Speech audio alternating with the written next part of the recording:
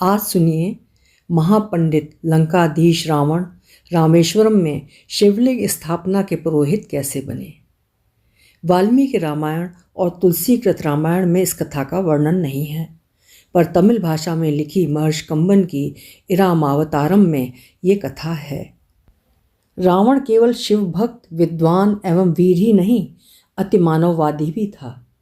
उसे भविष्य का पता था। वो जानता था कि श्री राम से जीत पाना उसके लिए असंभव था। जामवंत जी को आचार्यत्व का निमंत्रण देने के लिए लंका भेजा गया। जामवंत जी दीर्घाकार थे। वे आकार में कुंभकर्ण से तनिक ही छोटे थे। लंका में प्रहरी भी हाथ जोड़कर मार्ग दिखा रहे थे। इस प्रकार जामवंत को किसी से कुछ पूछना नहीं पड़ा। स्वयं रावण को उन्हें राजद्वार पर अभिवादन का उपक्रम करते देख जामवंत ने मुस्कुराते हुए कहा कि मैं अभिनंदन का पात्र नहीं हूँ, मैं वनवासी राम का दूत बनकर आया हूँ। उन्होंने तुम्हें सादर प्रणाम कहा है। रावण ने सविनय कहा, आप हमारे पितामह के भाई हैं, इस नाते आप हमारे पूज्य हैं। आप कृपया आसन ग्रहण करें। यदि आप मेरा निवेदन स्वीकार कर लेंगे तभी संभवतः मैं भी आपका संदेश सावधानी से सुन सकूंगा। जामवंत ने कोई आपत्ति नहीं की। उन्होंने आसन ग्रहण किया।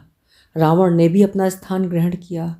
तदुपरांत जामवंत ने पुनः सुनाया कि वनवासी राम ने सागर सेतु निर्माण के उपरांत अब यथाशीघ्र महेश्वर लिंग विग्रह की स्थापना करना चाहते हैं। इस अनुष्ठान को संपन्न कराने के लिए उन्होंने ब्राह्मण, वेदज्ञ और शैव रावण को आचार्य पद पर वरण करने की इच्छा प्रकट की है। मैं उनकी ओर से आपको आमंत्रित करने आया हूँ। प्रणाम प्रतिक्रिया अभिव्यक्ति उपरांत रावण ने मुस्कान भरे स्वर में पूछ ही लिया कि क्या राम द्वारा महेश्वर लिंग विग्रह स्थापना लंका विजय की कामना से किया जा रहा है? बिल्कुल ठीक। श्री राम की महेश्वर के चरणों में पूर्ण भक्ति है। जीवन में प्रथम बार किसी ने रावण को ब्राह्मण माना है और आचार्य बनने योग्य जाना है। क्या रावण इतना अधिक मूर्ख कहलाना चाहेगा कि वो भारतवर्ष के प्रथम प्रशंसित महर्षि पुलस्त्य के सगे भाई महर्षि वशिष्ठ के यजमान का आमंत्रण और अपने आराध्य की स्थापना हेतु आचार्य पद अस्वीकार कर दे? लेकिन हाँ, ये जांच तो नितांत आवश्यक है ही कि जब वनवासी राम ने इतने बड़े आचार्य पद पर पदस्थ होने हेतु आमंत्रित किया है, तब वो भी यजमान पद हेतु उचित अधिकारी है भी अथवा नहीं। जामवंत जी, आप जानते ही हैं कि त्रिभुवन विजयी अपने इस शत्रु की लंकापुरी में आप पधारे हैं। यदि हम आपको यहाँ बंदी बना लें और आपको यहाँ से लौटने न दें तो आप क्या करेंगे?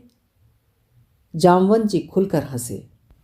मुझे निरुद्ध करने की शक्ति समस्त लंका के दानवों के संयुक्त प्रयास में नहीं है, किंतु मुझे किसी भी प्रकार की कोई विद्युता प्रकट करने की न तो अनुमति है और न ही आवश्यकता।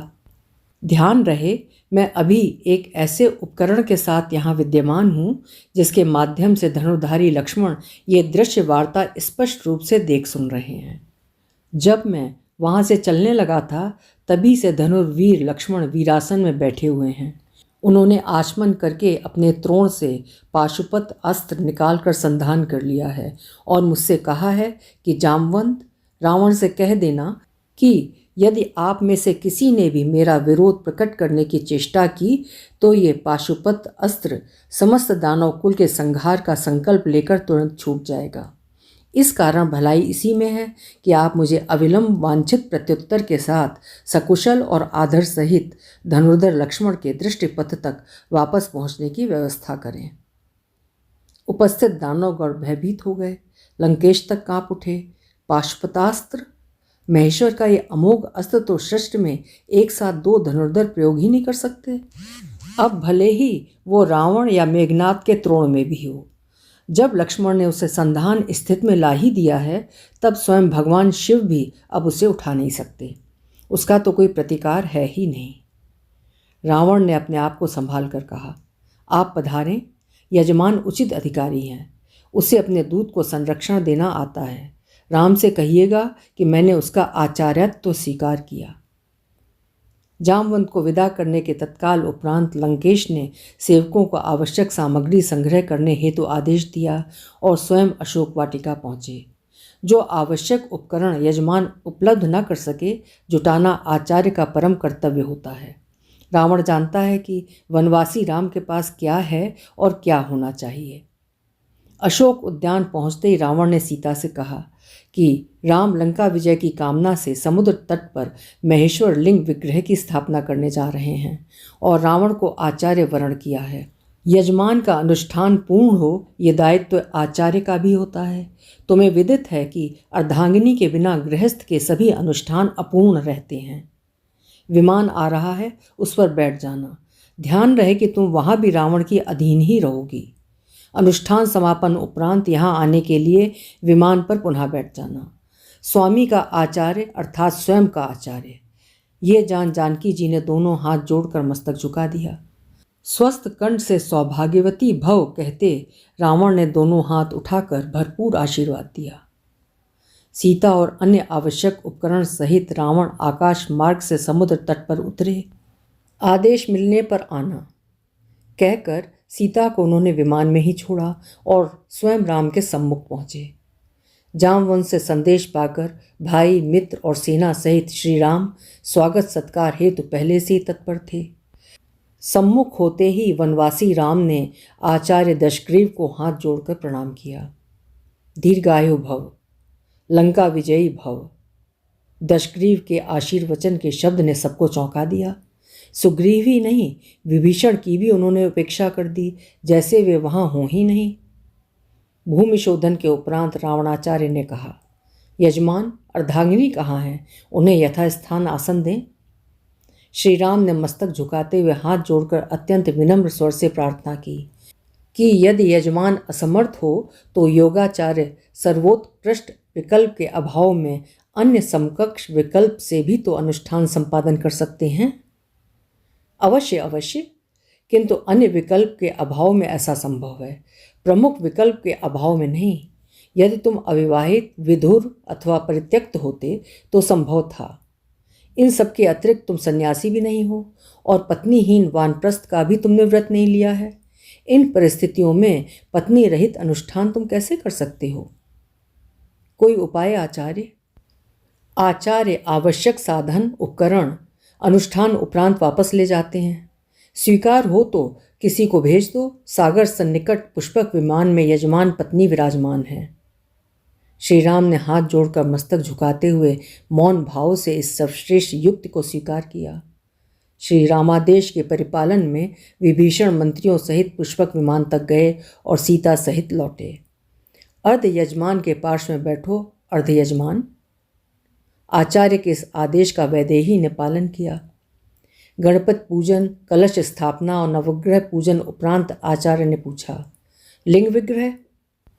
यजमान ने निवेदन किया कि उसे लेने गत रात्रि के प्रथम प्रहर से पवन पुत्र कैलाश गए हुए हैं, अभी तक लौटे नहीं हैं, आते ही होंगे।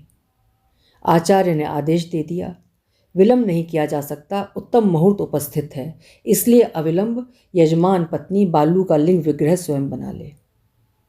जनक नंदिनी ने स्वयं के कर कमलों से समुद्र तट की आर्द्र रेणुकाओं से आचार्य के निर्देशानुसार यथेष्ट लिंग विग्रह निर्मित किया। यजमान द्वारा रेणुकाओं का आधार पीठ बनाया गया। श्री सीताराम ने वहीं महेश्वर लिंग विग्रह स्थापित किया। आचार्य ने परिपूर्ण विधि विधान के साथ अनुष्ठान संपन्न कराया। अब आती है बारी आचार्य की दक्षिणा की। श्री राम ने पूछा, आपकी दक्षिणा? पुनः एक बार सभी को चौंकाया आचार्य के शब्दों ने। घबराओ नहीं यजमान, स्वर्णपुरी के स्वामी की दक्षिणा संपत्ति नहीं हो सकती। आचार्य जानते हैं कि उनका यजमान वर्तमान में वनवासी है, लेकिन फिर भी राम अपने आचार्य की जो भी मांग हो उसे पूर्ण करने की प्रतिज्ञा करता है। आचार्य जब मृत्युशय्या ग्रहण करें तब यजमान सम्मुख उपस्थित रहे। आचार्य ने अपनी दक्षिणा मांगी। ऐसा ही होगा आचार्य। यजमान ने वचन दिया और समय आने पर निभाया भी। रघुकुल रीत सदा चली आई, प्राण जाई पर वचन न जाई।